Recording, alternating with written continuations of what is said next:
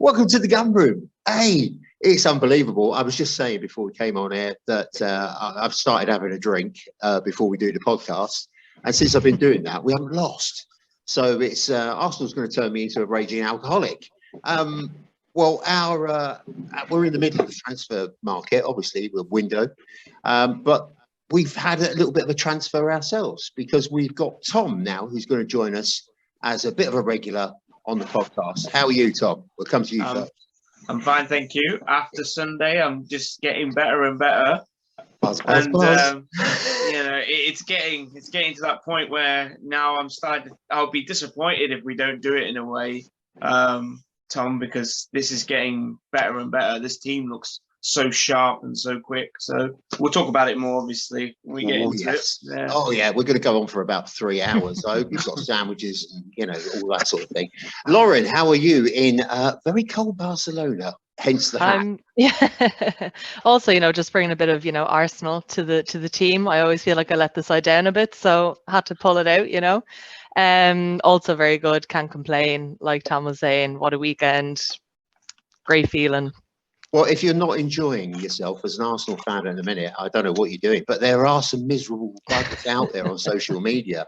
And we've had a lot of emails recently, and I've not read any of them out for about 4 weeks because they've been really down and depressing. So if you're going to send us an email on it's an Arsenal thing 4@gmail.com, make sure it's perky. Jay, how are you? Good to have you back, mate. Yeah, very good, very good. Absolutely. Podders, he was there. He was there. Yeah. He had the luxury of being there. He sent me this picture and I was dead jealous, honestly. Guys, this season is probably the first time in years that this fixture has had any relevance. It's really captured the imagination, resembling the battles of yesterday under Ferguson and Wenger. We'll come to every single part of that. We'll get into the match, the goals, the talking points. But Jay, were you surprised that United before this game were being spoken about in terms of a top 4 finish? Because I don't think they've been that particularly good, and they've been quite jammy on occasion. Well, I think people were saying they were in the title race, weren't they? Rather than top 4, they were saying they were, they'd hit a bit of form and. I want what they're drinking. Yeah, they'd hit a bit of form and. They had some decent results. They had a hiccup against Palace, but they're not a bad side, and he's definitely getting a tune out of Rashford and a few of the other players. So it's just alongside the Spurs game, it's just the game you just so badly want to win. We all, maybe not Lauren, but we all remember we grew up on this rivalry. Like in the late 90s and early 2000s, and. It was a tense game, but I'm sure we'll get onto that. But no, not surprised because they probably are going to finish in the probably 3rd or 4th maybe. But yeah, it was pretty tense stuff, wasn't it? God, yeah. Jay, the atmosphere. I've got to talk about that briefly because you were there. I mean, the atmosphere on the television, you can feel it's gone up several levels. Yeah. What's it like in the stadium? Because I can't get a ticket yet, but when I do, I'm going to soak it all up like yourself. Yeah, so we were walking around the stadium beforehand, and we walked past the Tollington, the pub, and you could just, when we got to the Tollington, go past the Eaglet, and then you walk past the Tollington, and you could just sense it was a massive game. It was about an hour or so before kickoff, and outside the pub, everybody was singing, and it was a good atmosphere. But it was a big game environment. You could feel the atmosphere, and we carried on walking. You go under the through the tunnel, and then got to get to the stadium, and we're walking around, and again you could just sense just how big an occasion it was. And obviously they beat us earlier in the season, so we all wanted to sort of put that wrong right. And City were winning, weren't they, quite comfortably beforehand, and it was, we got into the ground, and again everyone's buzzing, and I think we were all eager to see, weren't we, just if we could match. We've done so well straight from the first whistle in pretty much every game this season. But this was another massive test, and I think beforehand, you know, in the ground, everybody, so much positivity, and everybody was eager to sort of get the game underway. But yeah, it was, the atmosphere was unreal. But you know, you could just sense, mate, you could just sense just the sense of anticipation waiting for that sort of first whistle. I bet the pubs did a few quid that night. I bet they did. I would have been in one, especially in Tolly.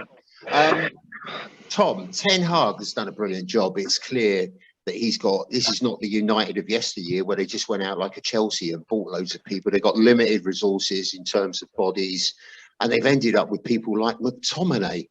I mean, you know, they're going to strip this side back at some point, aren't they? But Ten Hag, as Jay said, has got a tune out of an old fiddle. Yeah, I think he's done a good job, because I think he'll do a bit like an Arteta, basically come in.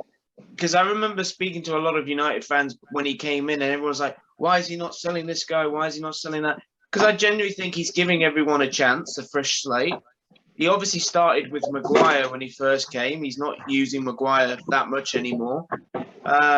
He's looking at what he has. And I think once he's made his decision, I think a lot of those players, McTominay, Fred, Luke Shaw, I don't think they'll be around. I don't even rate Wan-Bissaka that much either. So I won't be surprised if I he's thought he not had a there good anymore. game that night, because there was about 4 or 5 occasions where he really nicked the ball off us, and we could have done something really constructive with it. But as you say, I think Luke Shaw's got my physique really.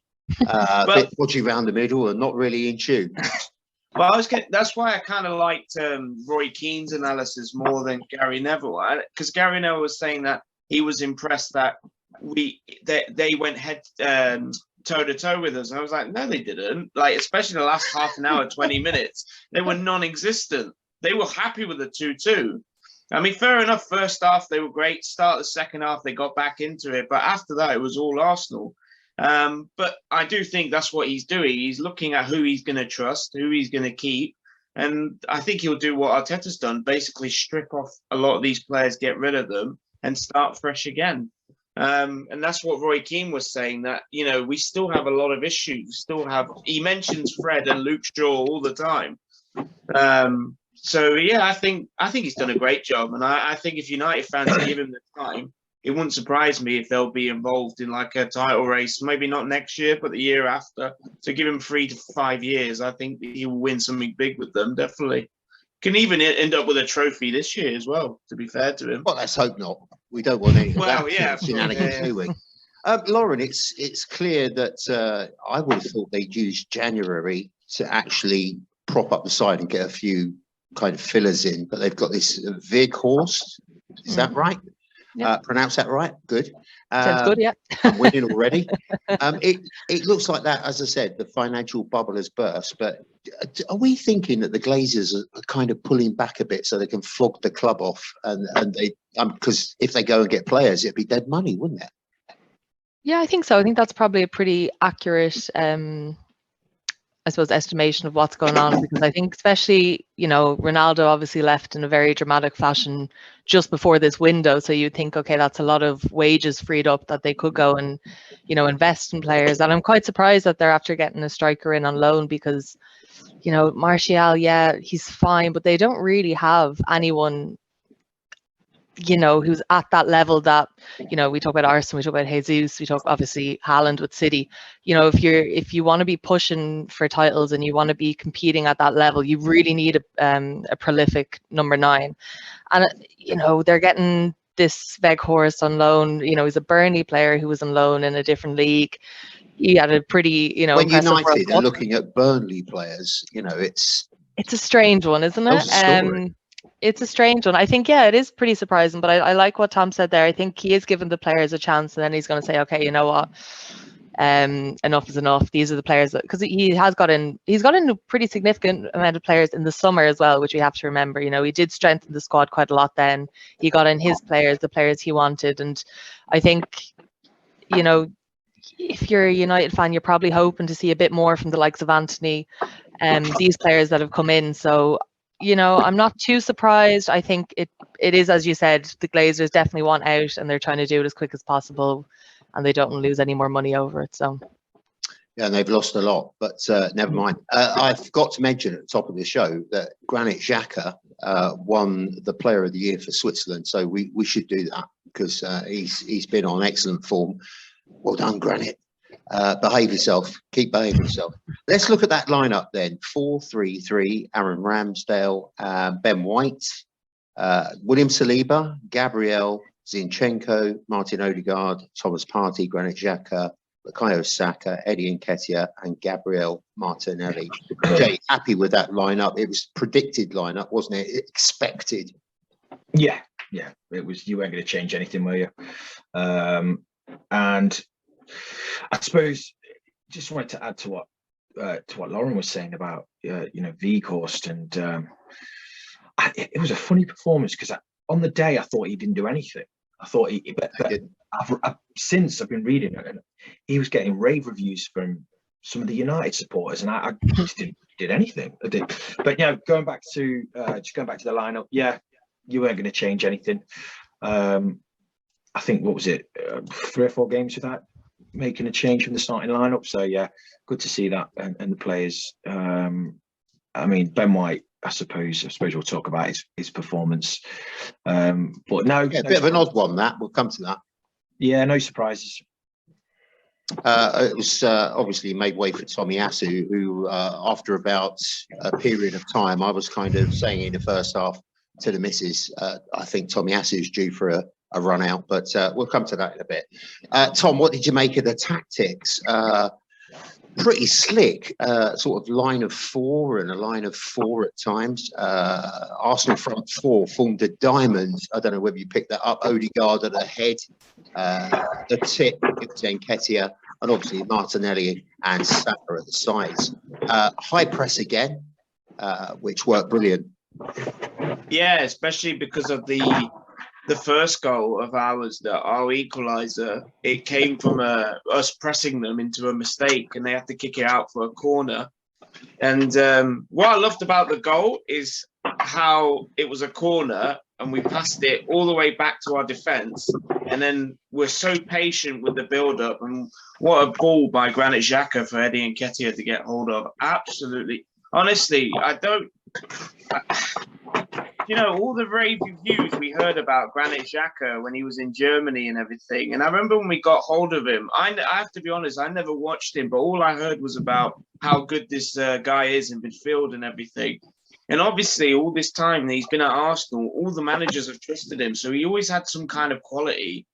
And when we saw like Granit Xhaka under Wenger, under Unai Emery, it just wasn't working. But ever since Arteta's come to the club, he's just been on a different level. I mean, even some performances before this great run he's been on, you can see there's something about him and everything. The fact that Arteta trusted him to keep him says a lot. In terms of tactics as well, I think what really helped us is because I actually think Martinelli had not because he didn't try hard, I just think he had an off day, but Bukayo Saka on the right-hand side constantly roasting Luke Shaw, and he nearly scored 2 identical goals. And when he brought on Trossard, I think that made a bit of difference towards the end as well, because we were just constantly going through our wingers and everything good we did, it was between Saka and Trossard towards the end. We thoroughly deserved it, especially the last 20 minutes. We just pegged them back. And that was the old Arsenal. That was like watching old Arsenal with Henry, Perez, Ljungberg. You needed a goal, you threw on Wiltord, Kanu, players like that.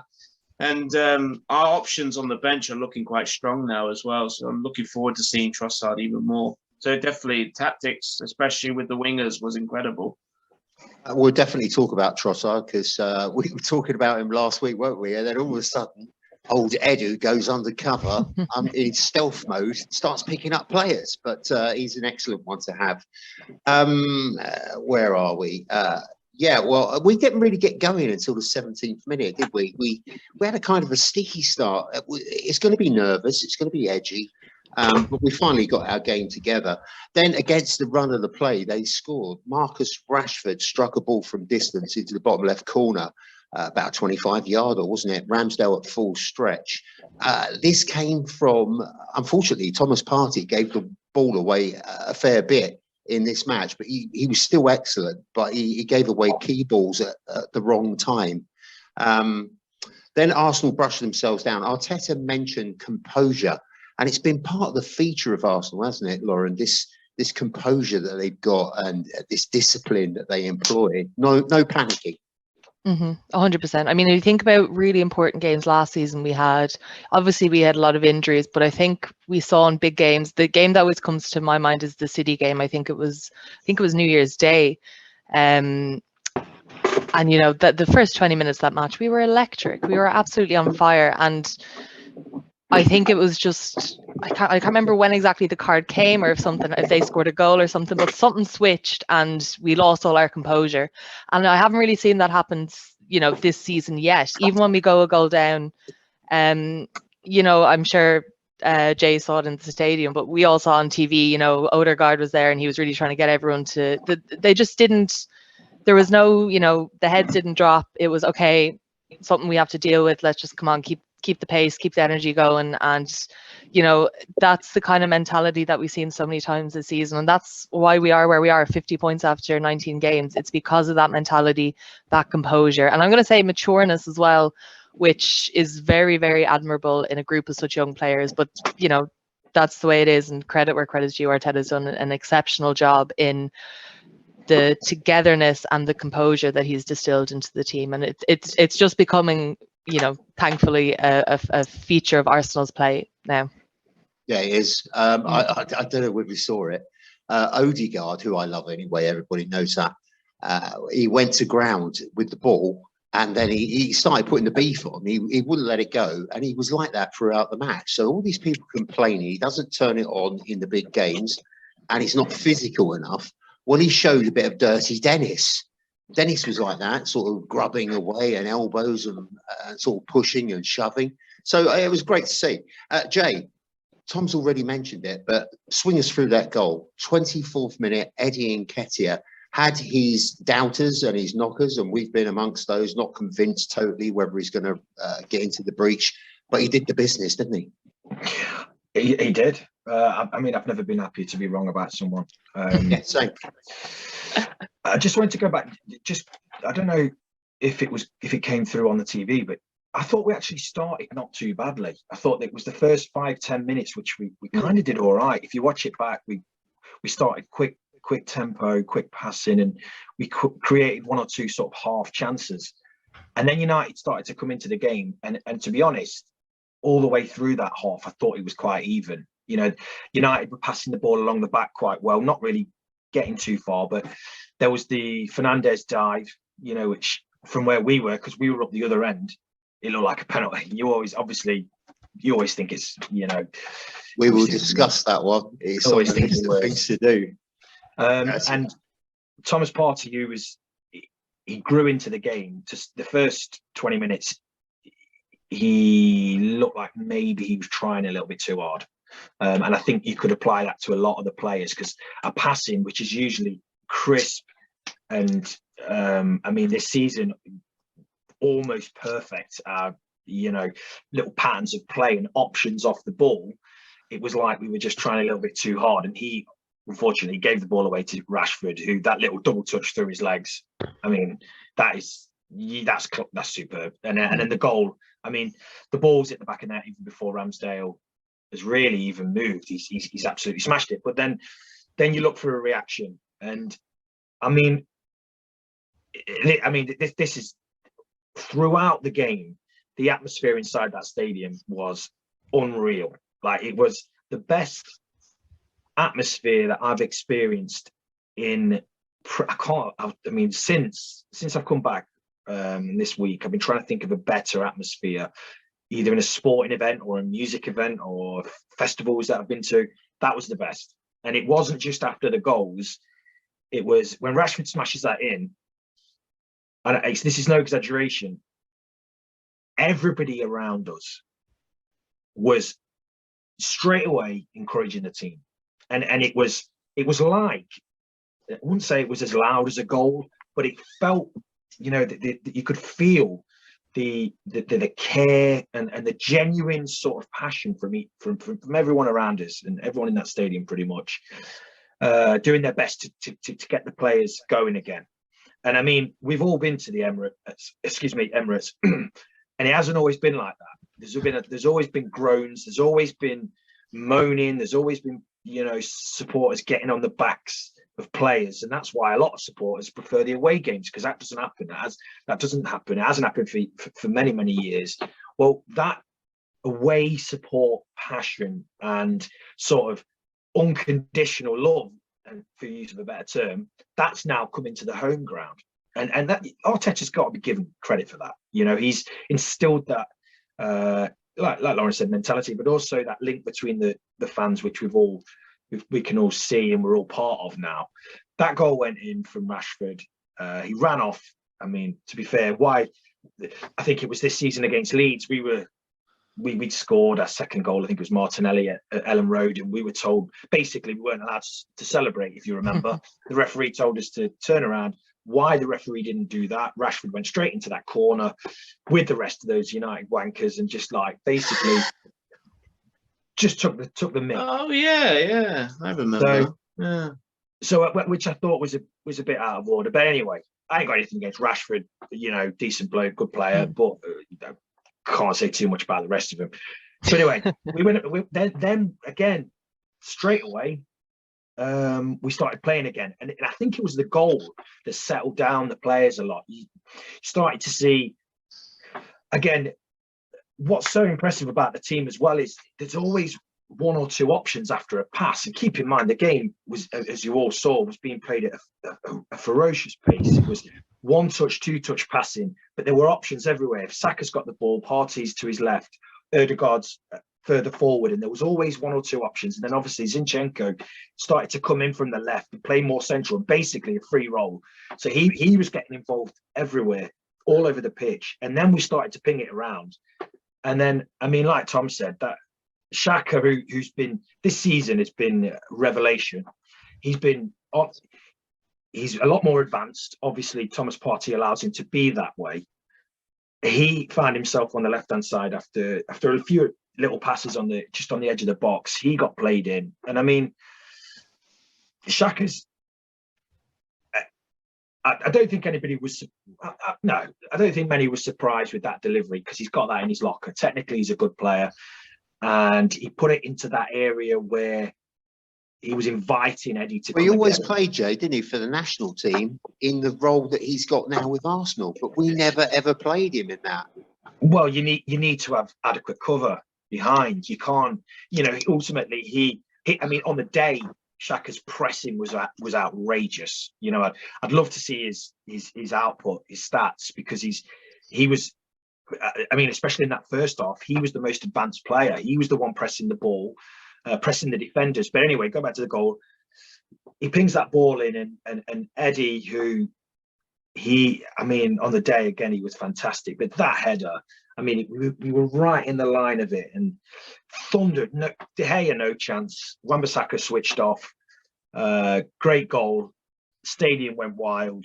And I think, I mean, he's really stepped up, hasn't he? Nketiah, you know, he's really taken his chance. And I mean, there was a photo knocking about on Twitter, you know, a comparison photo of physically how much weight he's put on, from a, you know, muscular weight he's put on, and the way he was chasing down balls and pressing and backing into. And Martinez is a good defender, isn't he? You know, he's a physical defender. He can come across, you know, very aggressive to a certain extent, especially in the World Cup, and we've seen a few times this season in the Premier League. He's a bit bullyish, a bit of a bully. If you're not up for the physical battle, he's going to dominate you, and he didn't do that. And I thought Eddie on the day was fantastic, but the header, brilliant. And I think, you know, the last thing I'll say on that header is that you can tell by my voice, it's still a bit off. That was a confident header, wasn't it? That was a bang. He went to meet it, bang, keeper no chance. Great goal. And you can't ask any more. You can't ask for anything more, can you, from Eddie? Because he's just stepping up and he's replaced Jesus, you know, perfectly. So yeah, great header, great goal.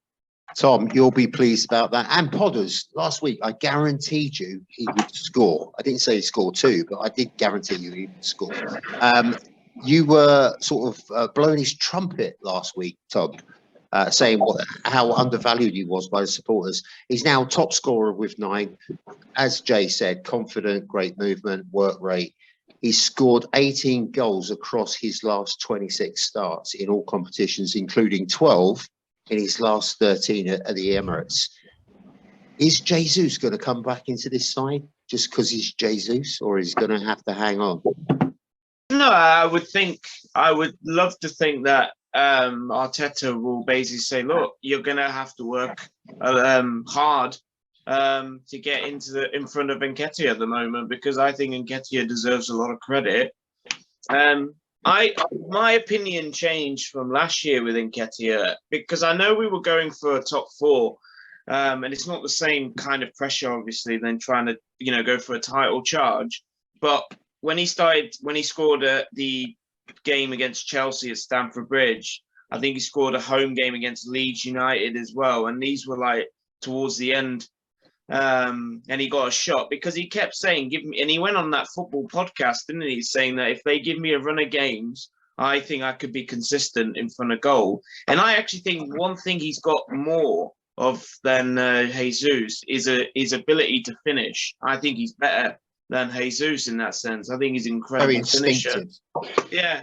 I like I said, that's when I changed my opinion. So when they offered him another contract, I know it's a lot of money, but in essence, that's just the way football is. Football is overvalued with the people, like when you pay. Aubameyang was a lot of money, Tom, wasn't he? Exactly. This is a piss in the ocean.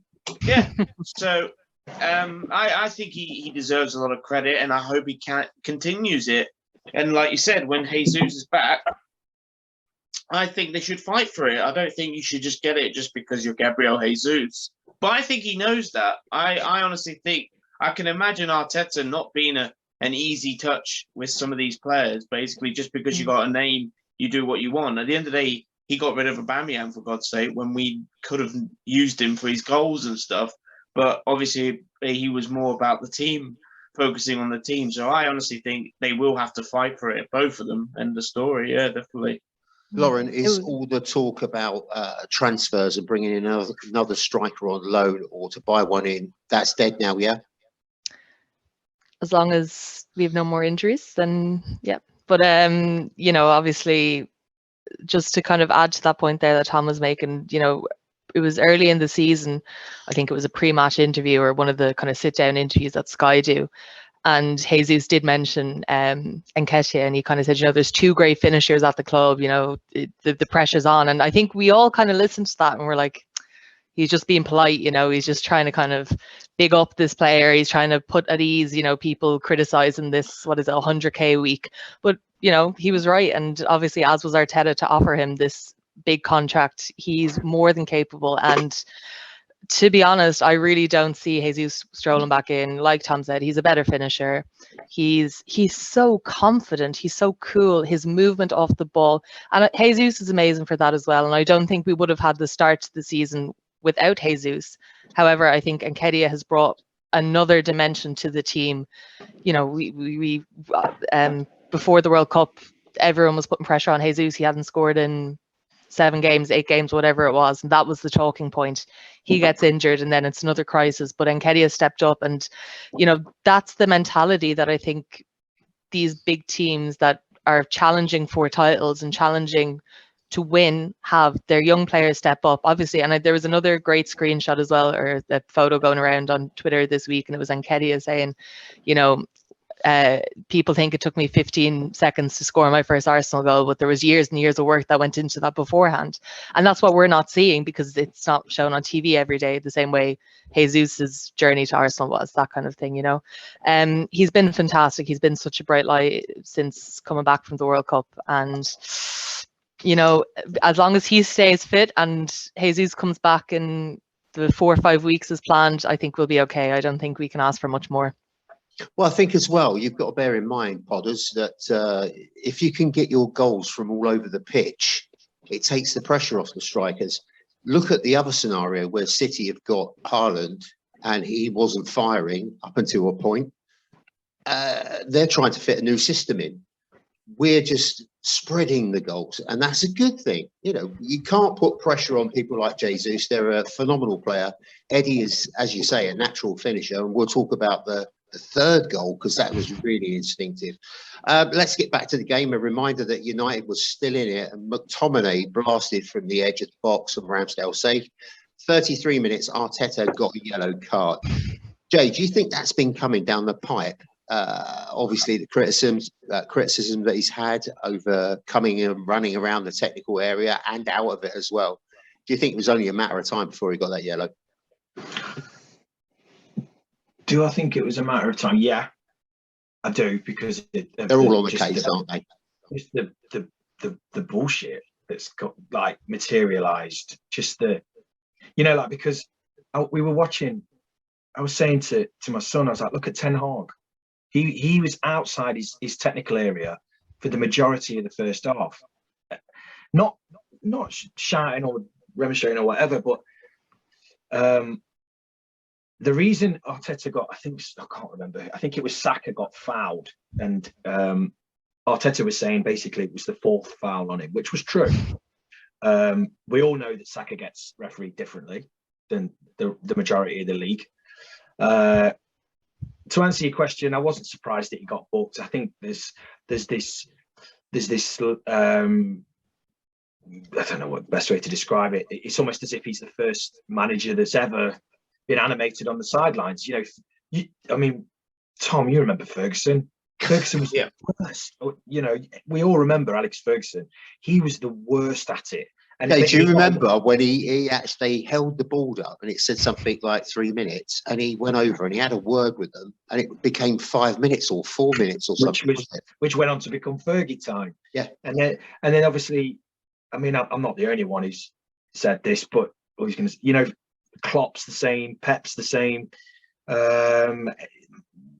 know, Mourinho was you know, even just when he was at Spurs, it's quite a funny gif when he sits down and then something happens and he jumps up and runs to the, you know, like, it's just because Arsenal are playing well. We've basically exploded out of nowhere, and Arteta, you know, the media want to shoot him down because we want to shoot Arsenal down. They're eager for Arsenal to fail, and they're eager for him to fail. Like, he's not going to care. He's not going to stop that. You know, the ridiculousness for me in all of this is if Arteta's bothered about any of this. He doesn't care that people are saying, you know, until he gets told by the Premier League that he needs to calm down, he won't. And even then, I'd struggle to think that, because he's that passionate and he's that invested in it, that I think for the majority of the time, I don't think he really realizes where he is. You know, where, you know, he's outside his technical area. But like I said, so was Ten Hag, and so is, you know, so are half the managers in the league. And again, he's not going to give a shit about a yellow card. He's so, you know, he's so, you can imagine him never. Lauren, what's shit in Spanish? What is for the international audience? Mierda. There we go. Doesn't give a whatever that Mierda. was. There you go. Yeah, sorry, I'll refrain from the swearing, but no, it wasn't a surprise. But I don't think it's going to make any difference, because that's the way he is. You know, that's his style, and I mean, I'd much prefer it that way than him sitting on his backside, twiddling his thumbs, not reacting to a goal, not reacting to a foul. He cares. You know, these players are his family, aren't they? And we all saw the Amazon document. Look at him in the changing room. You know, he's so passionate, he's so innovative, and he's unique, and he isn't going to change. Not some yellow card. That's not going to bother. Well, what did you used to get out of Wenger? Just one of those, and he annoyed me at times because he just sat there, and then when he actually exploded, like at Old Trafford, he got sent to the stands or wherever, and he was standing there like the Messiah. Well, and that's when my opinion changed. Get in there, Wenger. Back then, poor Pat Rice he was the one getting it, wasn't he? The videos of Pat Rice getting punched and ragdolled around on the Highbury. You know, poor Pat Rice couldn't wait to retire, could he? They had a meeting apparently at the PGOML to discuss behaviour in the technical areas for coaches and stuff. So I suppose it was preempting what happened. Now, Tom, Ben White didn't come out for the second half. Me and the missus predicted that. Tomiyasu replacing him. What's the issue there? Now, some people are saying he was run ragged by Rashford, but I just thought he looked a bit tired and a little bit jaded and off his pace. I think it was the yellow card, more importantly. Yeah, I think because of him getting, but I honestly think Arteta, look, at the end of the day, I don't think Martinelli didn't play that well in the first half, especially, and he kind of upped it the second half. But I just think he generally looked at the Ben White situation and thought, look, you're not playing well, you're on a yellow card. The last thing we need is to go to down 10 men. And if you remember when we played Liverpool, didn't he play Tomiyasu against Mo Salah and it worked like a treat? And maybe he thought of that. Maybe if I give Tomiyasu Rashford, he can handle it a little bit better. And I actually think it did make a difference. Yeah, I mean, he scored the goal, Rashford, and he had that shot in the second half that Ramsdale made that really good save. That was it, really. I mean, okay, he played well overall, but I don't think he troubled Tomiyasu like he troubled Ben White. No. So it was actually a very good tactical decision, to be honest. I honestly think it was because he was having an off day and he had that yellow card to his name. Otherwise, I think he would have trusted him to go out there and maybe gave him like 10 to 15 minutes to see how well he does. But I think the yellow card just changed his mind completely. I must just pick up on the Martinelli bit because I found it really frustrating watching Arsenal the last 3 matches because the service that Martinelli's been getting is absolutely shit. The balls are too short.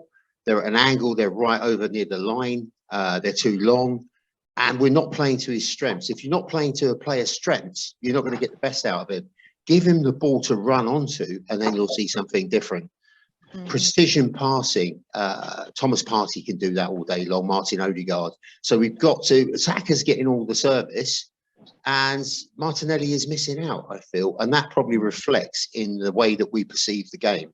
But yeah, just that point. All right. I didn't think of it like that, but maybe you're right. Well, Newcastle was terrible. He never got a ball to his feet. Honestly, it was behind him. He had to go in search of it. He had to kind of do a 360 to pick the ball up. It was so annoying, and we haven't got the best out of him at all, I don't think, in the last 3 or 4 games. But that's just my opinion. What do I know? I think you're right there. And I think another thing to mention, because we're kind of talking about Ben White here, I think what's so vital to Saka is he often has Ben White, you know, playing the more traditional full back role where he's overlapping, he's there, he's acting as support. Whereas Martinelli always looks very, very isolated because Zinchenko kind of plays that inverted midfield role. So instead of kind of overlapping, creating more space there, you know, you watch, obviously when Saka's playing, they tend to, you know, put 2 players onto him to mark him, but you'll get that option of White, you know, either overlapping or playing back, and Odegaard's very, very often there to support him. Whereas if you look at, you know, Martinelli, because I was thinking, you know, he's not having a good game, and I've thought he hasn't really stood out the way he has before. I think he's missing someone like Tierney in behind him who does offer that support directly behind him, because you know, sometimes you look at him and there's 3 players around him just because he doesn't have that immediate support that's offered to Saka on the right. And I don't know, I thought Zinchenko was phenomenal. We're going to get onto that, I'm sure. But it's just something to think about, that often he's quite isolated there where he is, and maybe is a poor touch, but there's no one really there to offer him, you know, much more. So I think it's kind of a difficult comparison because our fullbacks play such different roles within the team, you know. Yeah, I think you're absolutely bang on. Jay, what do you make of that? Tierney, I think, probably serves Martinelli a lot better. Yeah. I mean, Martinelli, I think since he's come back from the World Cup, you know, I think it's easy to forget that he's played against some pretty decent defenders. You know, like I thought Wan-Bissaka on Sunday was pretty decent, and he's got Varane next to him, who's, you know, his record speaks for itself. And I think he's still, even though he's not playing probably at the level he was before the World Cup, he's still so dangerous, and his pace and his direct dribbling. In the first half, he was trying to go do Wan-Bissaka on the outside, which he wasn't getting any luck. He wasn't. So in the second half, and then he sort of came inside a bit more. And I think Arteta, it's going to take a lot for Arteta to drop him, because he is so dangerous and he is so direct, and he is constant. He does, even like I say, even after that first half and against Newcastle as well, Trippier, decent defender, very good actually. He never lets his head drop. So I think it's going to be. It's going to take a lot for Martinelli in the big games to get dropped, because I still think he's contributing from a threat point of view. He's always that outlet, and you are right with the passing. And you are, Lauren, you are right with what's behind him. But I don't think he's playing as bad as a lot of people are saying he is, Martinelli. I just think maybe he's been found out a little bit when he tries to go on the outside, so he's having to come in a bit more, which makes us a bit more narrow. And without Jesus in the team, Jesus would earlier in the season from the centre forward position, when Martinelli would come inside, Jesus would naturally go out onto that left. Eddie's not the same kind of player; he's a lot more central, so maybe that plays a part as well. I just wanted to just quickly back up what Tom was saying about Ben White. The first half of the first half, Rashford really did do him. He was struggling. Ben White isn't. He comes across as somebody that doesn't struggle for confidence, and I think that really sort of surprised him that Rashford was able to do him so easily, because there was a few times where he skipped away from him. White was out of position, but as the half went on, he did recover a bit and he made some good tackles. He was helping Saka on the overlap. But there was, right at the end of the half, this was after he got his yellow card, Anthony came over from the right to the left. He was right on the touchline, and Ben White made a good tackle. Anthony sort of got backed into him, and White, because it was right in front of us, gave him a little tap on his from behind. And it basically, Anthony turned around, laughed, and we were like, God, he's so close. If the referee sees that, that's a red card. It's another yellow. And we were saying, it wouldn't surprise us one bit if he doesn't come out, because it was right in front of Arteta. It was, like, everyone saw it. You shouldn't have done it. I mean, we've all seen the clips of Ben White this season where off the ball, he'll give him a little clip or he'll give him a little shove, and he's laughing and his expressions are all good. And that's brilliant. I love that. That's the gamesmanship that the club's been, or the team has been missing for years. Other teams do it.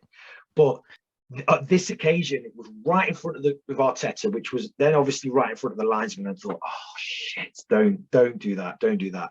It didn't surprise me that Tomiyasu came out in that second half. Lauren, 53 minutes, Saka scores the goal. Walk us through that. What a beauty. If Rashford could score an excellent goal, Saka decided to score one that was just as good, if not better. If not better. I mean, he never fails to, we say every week Saka is different level, he's top quality, he's probably the best right winger in the league. I mean, I saw as soon as it left his foot, you were kind of thinking something's going to happen here, and I think having seen the Rashford goal in the first half, I was kind of thinking, God, like it's going to take something special to top that, and it did. I mean, but that's what Bukayo Saka does. He steps up every single game. We want players who perform in the big games, and that's what he does. He hasn't let us down once this season. That goal was spectacular. I mean, 30 yards out, and normally we see goals from that distance out, either going top corner. It was low. It was a really clever shot as well, because I don't think anyone was anticipating it. The power on it, the pace, it was exceptional. It was truly, I'd almost go as far as say a work of art. Like I can't stop thinking about it. It was just proper Arsenal goal, wasn't it? Yeah, it was. And then to pull out Rashford's celebration in front of him, that was pretty cold. And I think we all think of Bukayo Saka as a very smiley, likable guy, but he's cool as you like, and he's a killer. Yeah, he is for sure. Baby faced assassin. Exactly. And I just think, you know, he's not the most outspoken person, and he's not going to be the person who's, you know, pulling Ben Whites and tripping people over for fun. But, you know, we can't overlook the importance of his mentality and just how much, you know, the mind games he can play with his opponents. He picks teams apart, and I have nothing else to add to it. It was, the goal was spectacular. It's probably, for me, one of the goals of the season so far. Oh, absolutely. My I God, did I'm scream sure. the house down, I must admit. I probably made the neighbours visit the toilet. That was how bad it was. Right, so he was man of the match. We'll talk about player of the match in a bit. But his figures are 70 touches, 13 touches in the opposition box, most this season.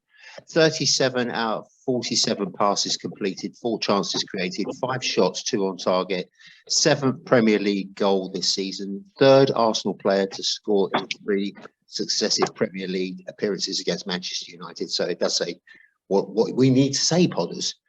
Crucial save from Rashford when he bundles clean through 2 challenges down the left flank and tries a right-footed strike at goal. Ramsdale got down for that. Tom, here you go. Here's the disappointing bit. Sorry to give you this. Martinez scores 59 minutes, levels it up. What was your thoughts at that time? Here we go again. My initial thought, I mean, don't get me wrong, as much as I love I don't love it, but the Rashford goal was good. You are giving credit. And even this one was quite good, the fact he got under the ball to loop it over everyone. But again, it was another Arsenal mistake. That's the only, if anyone said to me, what can you criticise about Arsenal in that game? That's one thing. I don't like the fact that we go away from home, we seem more defensively solid, and then we come at our own place and we can see goals when we shouldn't be. And especially when it was 2 mistakes like that. And they kept talking about this on AFTV about how if the 2 keepers, who's likely to make a mistake, and everyone in Arsenal obviously was saying, oh, Ramsdale's been great, he's not made a mistake this season, blah, blah, blah. It's like, be careful, you're going to jinx him, and look what happens on Sunday, he makes a mistake. Because it was a bad clanger, wasn't it? Because if you're going to come out for that, you've got to get it, and you're leaning across a load of players, and when he collided with Tommy Acid, it was fairly inevitable, but he did all the hard work, didn't he? I was absolutely gutted, as I'm sure you guys were, especially you, Jake, up at the thick end of it. Can I just? I mean, I wanted to just go back. I thought the Ramsdale save was quality from Rashford. That was. You know, I mean, I don't think he. If you watch it back, when he's got his hand on it, he looks straight back because I think he thinks it's going in, like because he doesn't feel. It looks like he doesn't feel like he's got enough on it. Because Rashford, I mean, I suppose that's a sign of Thierry used to do it all the time. You know, be out of the game, have nothing, and then pop a bang, win it. And Rashford, he's in that kind of form, isn't he? Great save. Yeah, it was. I suppose it was Ramsdale's mistake, and he has got to be coming to collect that, or at least get enough on it. But fair play to Martinez. That was a looping header, wasn't it? That was he did well. I was hoping, you know, Gabriel was on the line, wasn't he? I was hoping he was going to be able to get it, but no. Yeah, but well, we soon made up for it, didn't we? Saka, 70 minutes, hits the base of the post. De Gea makes a point-blank save from Eddie Nketiah, again, who was on fire. And then the moment came. Before that, can we just talk about De Gea? Just his fall to the ground. No, I had that further up, but we'll do that now because it was just ridiculous. And I've got to be honest with you, the referees they've got to start clamping down on this stuff because the Tottenham guy, whatever his name was, he went down. And Saliba was in front of him, facing the other way. And then you've got De Gea just going to ground for nothing. It was really quite terrible. Oh, God. Whatever about trying to get a penalty for a dive, you understand that. But what's a goalkeeper going down for when he's the ball in his hands? Like, it's the most pathetic thing I've ever seen. He just went past him and just grabbed his arm type thing. It was more of a feely-uppy. Yeah. So pathetic. Was there many swear words at the time? Oh, he was getting absolutely hammered. It was between him, Luke Shaw was obviously getting the "you fat stud" chance all the way through.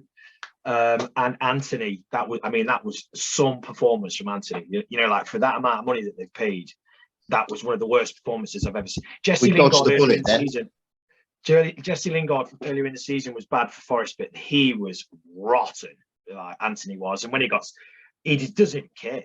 Like he doesn't seem to come across like he hasn't got a care in the world. But yeah, De Gea was getting absolutely hammered. But I just wanted to say it was unbelievable. When he was down for minutes. It's like, what are you doing? Would have thought he's got his leg chopped off, wouldn't you? Yeah, that was ridiculous. Yeah, Lauren, let's skip back 90th minute. It's one of those brilliant moments. I think we had one against Crystal Palace when Lacazette banged the ball in the back of the net and we all exploded. It was one of those, wasn't it? Where were you watching this drama unfold? I was in a bar here in Barcelona with my lovely other half, who is a United supporter. So it's always a difficult day in our house. I know. It was tough. I'll be honest, like the first 20 minutes, I was so nervous. I don't know how you were, but I honestly, about 15 minutes in, I thought I don't feel comfortable. I don't think I can watch this. And then they scored and I said, you know what, actually, I'm just going to go home. I don't really care what happens. I'm just going to go home. And he said, wait another 5 minutes and then, see how you're feeling. Thank God I did, because it's I'm sure we'll say this later again, but it was the match of the season for me so far. I don't think we're going to see a game like that again until we play City. Maybe finishes. It's an epic game with a brilliant finish. They come across very rarely, these types of finishes when you get on the right side of things against someone you can't stand. Exactly, yeah. And I think even, bringing up the Crystal Palace game last year, I think that was to get a draw 2-2 at the Emirates or something, you know what I mean? 3-2 against United was something special. What a team. And you felt like it was coming. There was no real, we talk about the team's mentality change. And I think as fans, we've also noticed a difference in watching the performance. We're a lot more confident. You're kind of expecting or waiting for, the moment of magic in the game when you say, okay, this is, the team that we're used to seeing now. This is the standard that Arteta has set. And, we weren't disappointed again. It was a great one. Yeah, it was brilliant.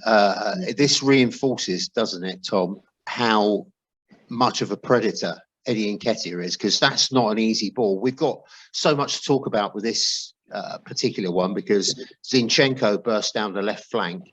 And there's a cutback from Odegaard, and it's sort of scuffed about. And Nketiah is alert at the back post, and kind of just brings his leg up a little bit, an angle. I mean, it's a hell of a trick to do if you can do it.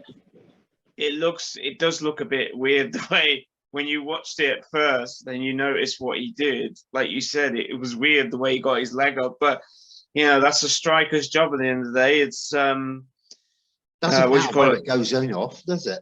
Yeah, exactly. Fox in the box type attitude. And, like I said, I think he's been, and what I like about Eddie Nketiah, even during the times Arsenal fans didn't trust him or believe in him or anything like that, he seems to just get on with it and try and prove people wrong.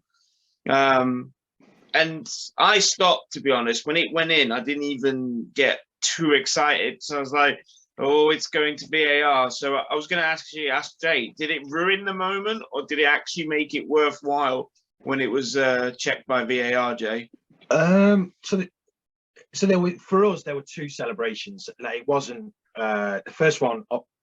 So I don't know if you just rewind about 2 minutes, he has that snapshot, doesn't he, Eddie Nketiah, that De Gea makes the save, which, I mean, that was a tough chance, but Eddie, you kind of expect him in that situation to he hit it a little bit too well, and De Gea makes that save. He then scores, and the place was going wild, to be honest. There wasn't much of a sort of a half-hearted celebration until, I suppose, you're like, oh, they haven't, the referee, because then you go from celebrating to then back to watching the pitch, and players are surrounding the referee, and the referee's on, and then you sort of calm down again, and then obviously they give the goal.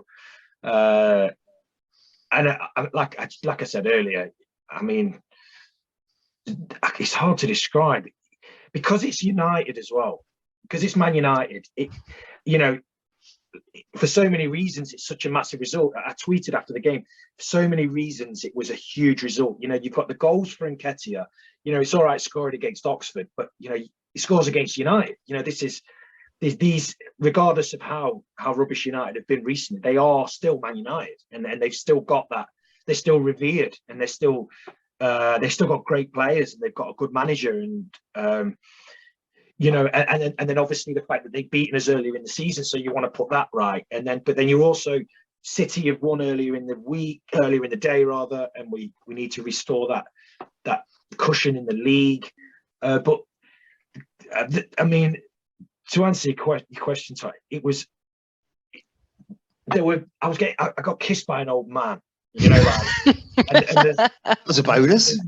Yeah, and the people are just, you're looking around, and it's just.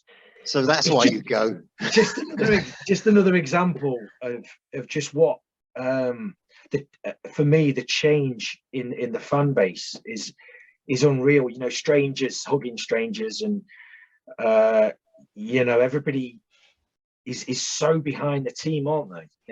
And they're so likable, aren't they? The players are. They're so relatable, and I mean, it wasn't that long ago where I was saying to you, Tom, I don't like a lot of these players. I don't have my own view of them. I don't have a good view of them. You know, there was, you know, the well-documented players that have left. Whereas now, God, you know, they're great. There's aren't they? no Great one you don't like, is there? Really? No, No one. And you know, after the final whistle went, I mean, the players, and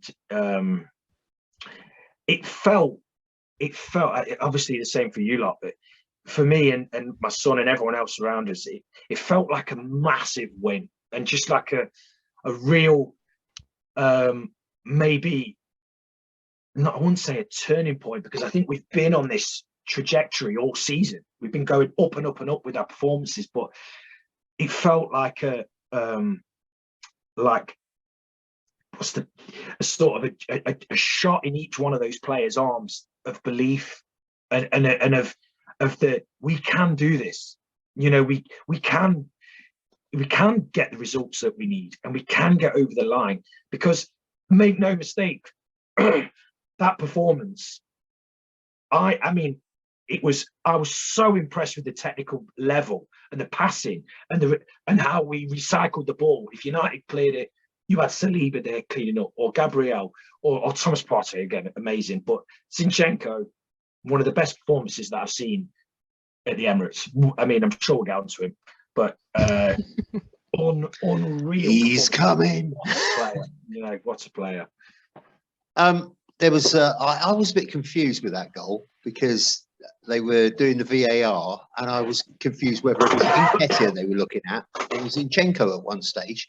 And that time, as you say, it elapsed, and it was horrible, because, as you said, Tom, it kind of removes that joy, doesn't it? Because you get that last-minute goal, then he can't celebrate. Because I was thinking, they're not going to give that. They're not going to give it. They're going to find it, because they do all these angles and stuff, and they look horribly offside. But if you go from another angle, they look onside. Tom. So you don't get that in the ground. So you don't get that. You don't get the line. You only get goal or no goal. So we're all waiting. In all honesty, I thought it was going to just be our luck for them to say, no, it's not going to count because of what they did to us at Old Trafford.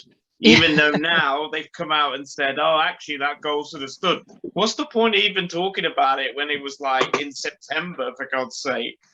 And luckily for us, you know, this is where you always say, when people win the title, you need a fair amount of luck and stuff like that. And maybe that's something we got a bit of luck. Even though I think it was fine. I think it was onside in the end and everything. But hopefully we keep getting the luck like that, and we go all the way through. Because I think Jay's right. I think that was a big win. First of all, because it's the team that beat us earlier in the season. And because of Man City beating Tottenham and then also beating Wolves, and it's only 5 points now, the gap. I know we've got a game in hand. Who is our game in hand, by the way? Do we even know which game that is? I think is it Everton. I So think we there was a haven't played game that was.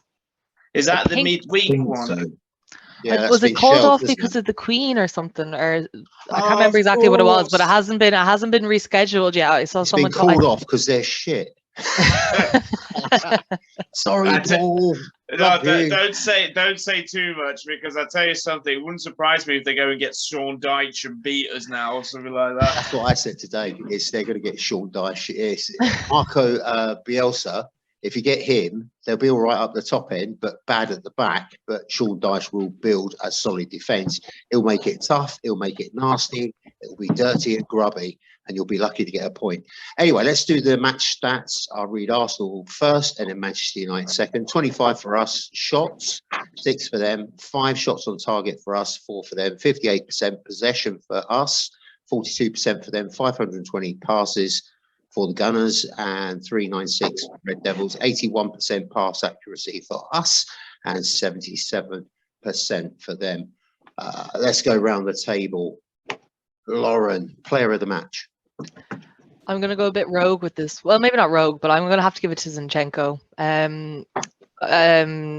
Jay said there it was an absolute stellar performance. I can't remember a player who I just felt like he was kind of the driving force and the mentality behind the team. And it was interesting because we saw beforehand he was the one giving the team talk, and I don't think I've seen him give a team talk before any of the matches so far this season, especially when you have Xhaka and Odegaard on the pitch as well, captain, vice captain. But there was just something about his performance, and he played such an important role in the third goal. And I kind of criticised him a bit for his positioning, in supporting Martinelli, but the options that he gives us in that midfield, he is an exceptional player. I don't think he put a foot wrong. And, there's probably 11 other players, maybe not 11, let's say 9 other players I could have picked. I think there's very few players we could have, we've picked them apart already.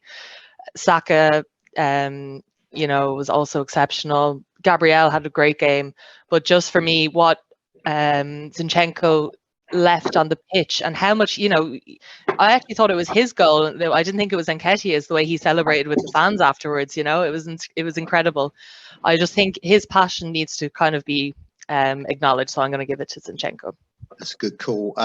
When VAR came through for us and said it was a goal, they must have heard him scream in Ukraine because he really did go for it. Tom, your player of the match. I'm going to go for Nketiah because of obviously there's 2 goals that he scored. He got us the equaliser and it helped us calm our nerves. And it's just his pressing as well. Basically, whatever Gabriel Jesus was doing at the beginning of the season, I think Nketiah is following suit, and he's doing exactly the same. And like I said, the only difference is I think he's a better finisher and got the winner as well. And because everyone he's one of those players that if he did well against Spurs, but the real test is United. Now he does it against United, they're going to say probably the real test is against Man City. So I have to give him credit for this. I was going to go, it was between him and Saka, but because of his 2 goals, I'm going to give it to Nketiah, definitely. What about you, Jay? Yeah, just before that, I just wanted to know what you guys, did it feel a lot closer, the game, than some of the stats? For me, it felt a lot closer. I mean, towards the end, we were we were saying it's coming. We're going to get this. We're going to get the winner. But for the majority of the game, for me anyway, it felt like it was a close game. I don't know whether you agree. I think it was one of those games that sort of went backwards and forwards a little bit, and then we took a hold of it in the second half. Probably, I don't know, 20 minutes before the end. They didn't get sniffed, did they? We were at them left, right, and centre, pushing hard, pressing high.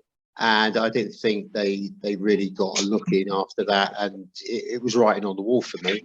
Man of the match, though, Zinchenko. Absolutely. I mean, the guy is insane. He is. It's ridiculous that we've got him, really. That City would be that careless to sell him to us, But the guy is exceptional. From a technical point of view, he's I mean, he plays in a position that I don't think you don't see many of them. He's like a playmaker, but at left back. You know, he's like a number 10, but at left back, and that don't make sense. You know, and he finds so many great positions, but his work rate, you know, if he does, because he does make the odd mistake, but he win the ball back, and his precision in his passing. I mean, you're talking through the eye of a needle, and that was some performance. I mean, but like Lauren said, and you know, and Tom as well, they all put a great performance in. But I just thought on the day, I think it was Sky J that put up a heat map of where he'd been, and basically he just replaced all the green. Yeah, and he drove red dots. You know, him and Partey and Xhaka from midfield drove that team forward, and obviously Saka's Saka. You know, he does it every week. You know, he's unstoppable. You know what he's going to do, but you can't stop him. And you know, his goal was immense. But for me, I mean, Eddie as well, like Tom said, was immense. You know, Saliba just puts in his standard 7.5 out of 10 and just goes off. He hasn't even broken sweat, you know. So yeah, Zinchenko for me. Yeah, mine's going to be Eddie Nketiah. He just was relentless. He was sniffing about. He was doing a lot of donkey work. He was about halfway at some points in the pitch, and then looking for the ball, trying to work it upfield. A brilliant performance. That goal, well, both goals actually, but that first goal was an epic header. Comparisons with Ian Wright as well, which I don't think are too shady either. What do you think on that front? It's lofty praise, isn't it, Ian Wright, Tom? Yeah, I mean, we haven't had. I mean, I remember when Lacazette first came, they were talking about how he was similar to Ian Wright, but Lacazette does not score that many goals. The same height. Yeah, it must be something like that, because you know Lacazette was not scoring as many goals as Ian Wright could. But just something else I was thinking, guys. I was thinking today, because they had an Arsenal fan on Sky Sports that he's got a YouTube channel, Harry Simnew, and they were talking about. He said that he's worried about the midfield. If one of them two, Xhaka and Partey, got injured, that's when we're going to be a bit light in midfield. And I was thinking about it today, thinking, is the plan, if it does do that, if that what happens, if Partey or Xhaka get injured, is Arteta seriously thinking of putting Zinchenko there? That's the only thing I could think of. That's why we're not buying a midfielder. Well, it doesn't seem like we're buying one anyway, or even getting one on loan. I know there was talk about that Camavinga from Real Madrid, but they said that's not true at all. So I was wondering to ask you, do you think that's what the plan is? Because I am worried about that part of the pitch, to be honest, with them two, especially. So I do wonder if that's what Arteta's thinking, that if we do lose Partey or Xhaka, we've got Zinchenko there, and then Tierney can go at left back instead. Well, there's also that Jacob Kiwior. He can play defensive midfielder as well, so he can play both sides, left and right, and in the middle. So you kind of think that Arsenal might be looking at him as well, because obviously Lokonga hasn't stepped up to the plate, has he? But what do you think, guys? Yeah, I think Zinchenko is a logical swap for Xhaka if he were to get injured, you know, and hopefully that's not the case, because I think Xhaka is an absolute unsung hero in this team. You know, he's so important to what we do. But I think in terms of the threat he poses, you know, attacking as well as kind of covering, I think Zinchenko and him would be a pretty seamless switch. And as Tom was mentioning there, I think, you know, obviously I don't know anything about this Kirov, I don't know if I'm saying his name right, Kirov, yeah, the new fella. But I have seen that he, you know, I'll learn once they start saying it on Sky Sports. That's how it normally works.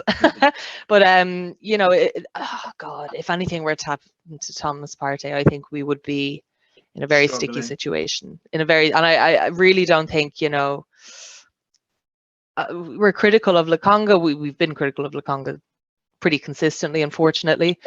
But he's got massive boots to fill. You know, I mean, is there anyone who could really do what Thomas Partey does? And he obviously had a few poor touches on Saturday, or on Sunday, excuse me. But, you know, apart from that, he really hasn't put a foot wrong all season. He's so crucial to what we do. And I think the main tactic behind that one is just hope and pray that he doesn't get injured, because I don't know. I don't think, we've a few more days left of the transfer window. Are we going to get anyone in? I don't think so. There's nobody like Partey. There is no one. Yeah, exactly. Nobody does that. Nobody does as good a job. He's scary how good he is, and how many different he's almost as if he affects. He's so good defensively. He's so good at spraying the ball around, and he's so good dribbling. He offers so much. I would be. It's going back to like Tom's question. That would be my number one choice to put Zinchenko in there.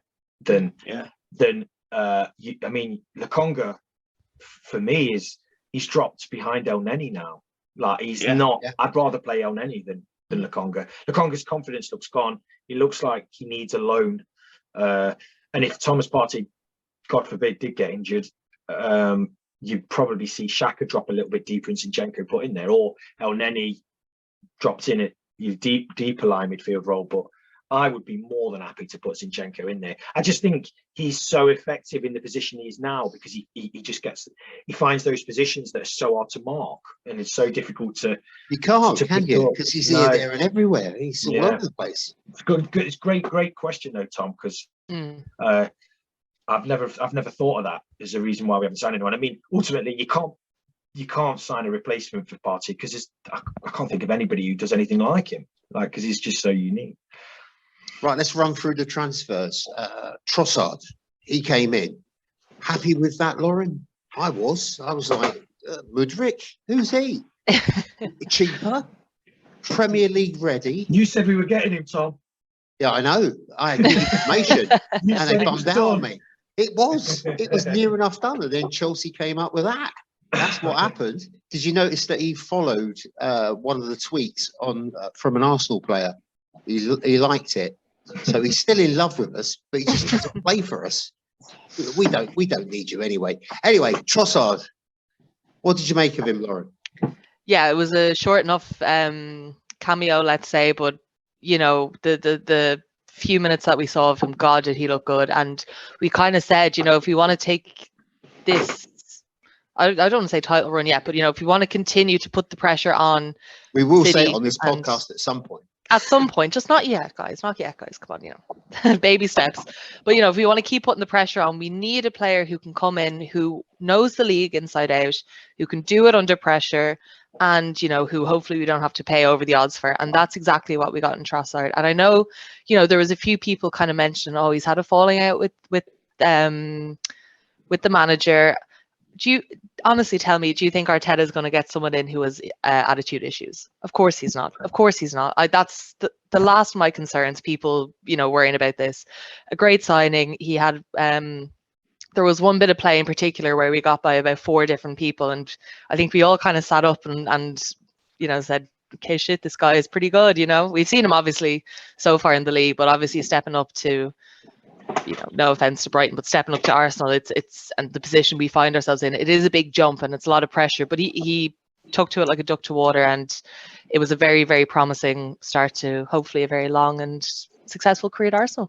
Tom, I bet you were pleased because you were plugging him last week. Yeah, because you were going around asking us each player, a different player, each person, and you brought up Trossard, and I was like, that's weird, because that's the one in my head that I honestly think no brainer, isn't it?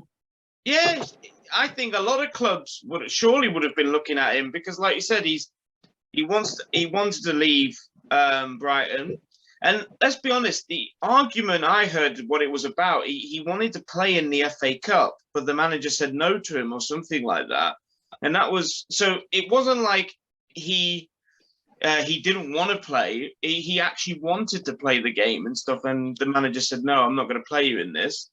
And I'm not condoning if that's, arguing with your coach or anything. It's bad anyway. But, I think he's been good in the Premier League since he's been here.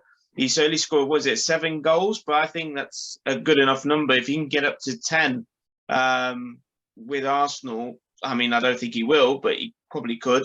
And his assist record is only 3. I think he's only assisted 3. But I think in general, like Lauren said, he knows the league inside out.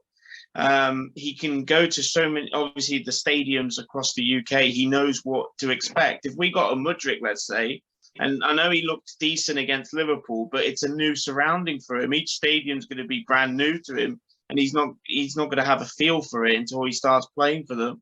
So there's a bedding in period for Mudryk, but for Trossard, he should be fine. He should hit the ground running straight away, to be fair. Enough for you, Jay, to be excited about? Oh, absolutely. I love the Cazorla comparison. That was, the way he was shifting the ball from between his feet and he was dribbling it. It was great to see that he's not low on confidence at all. He was getting the ball deep, and I didn't realize how short he was. I thought he was a little bit taller than that.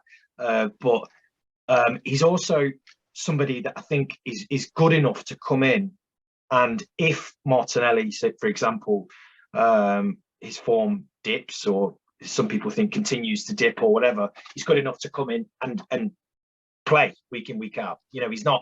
He's not a squad. Well, he is.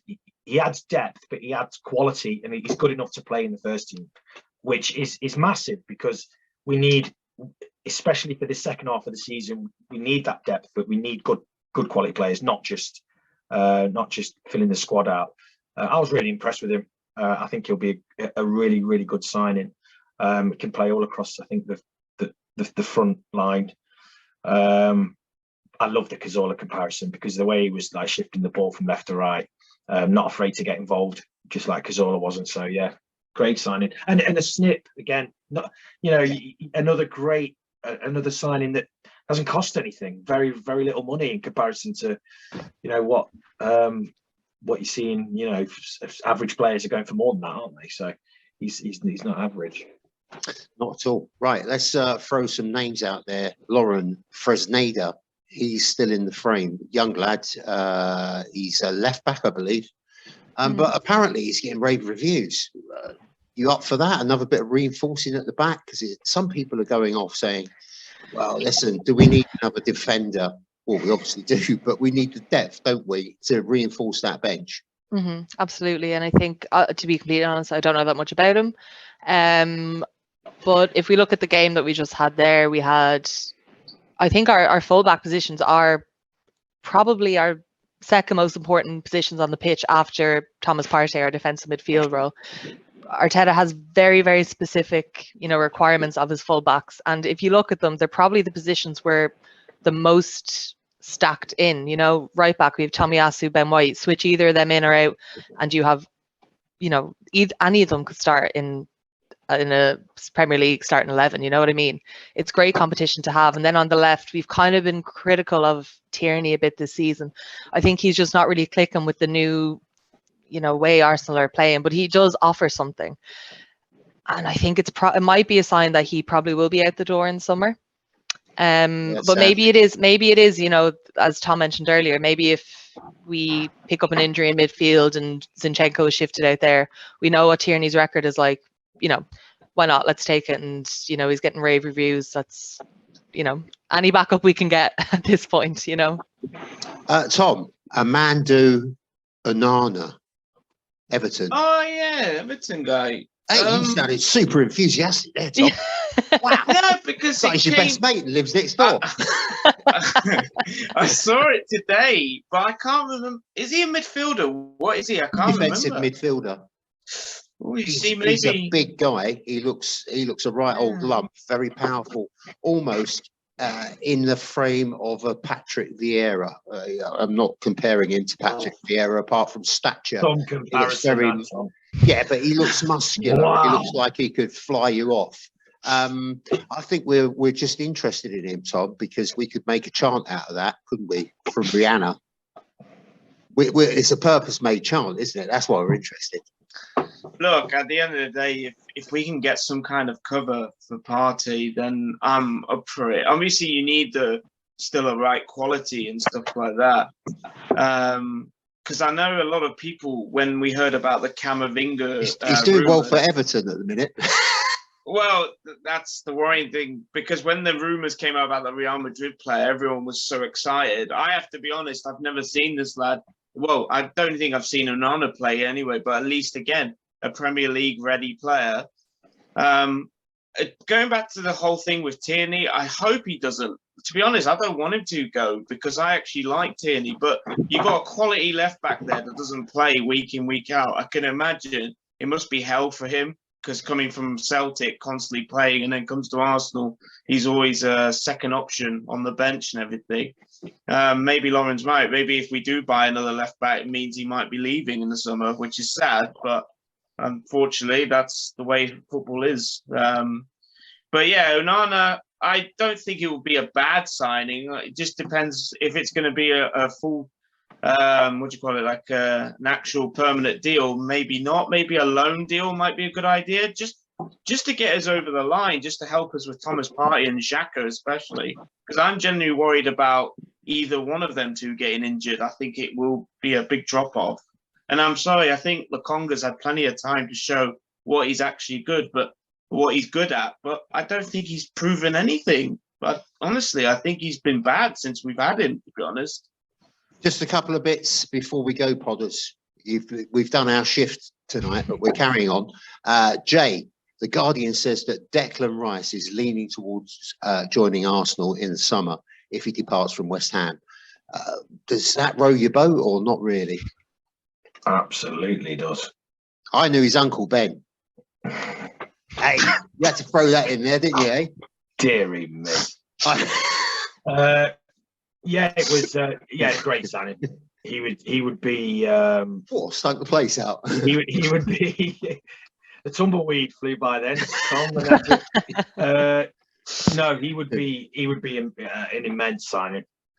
He would be somebody that would instantly improve the squad, and when we've got Champions League next season, he'll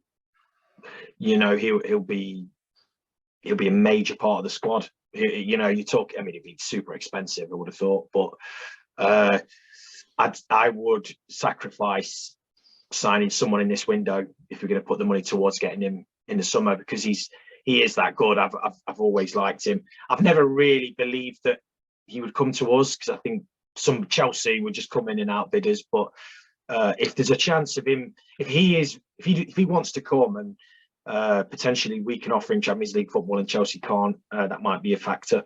But he'd be a great signing. I think we'd all love Declan Rice, wouldn't we? Chelsea, the only squad with 64 players. Sorry, how much do you think he would be worth? How much do you think West Ham would want for him? Well, Moises said 100 million. I think it depends if they go down or not, though. I mean, if they go down, they're it's looking likely this season. I think I probably somewhere in the region of, I think even then 70 mil to 100. I think, and that's 17.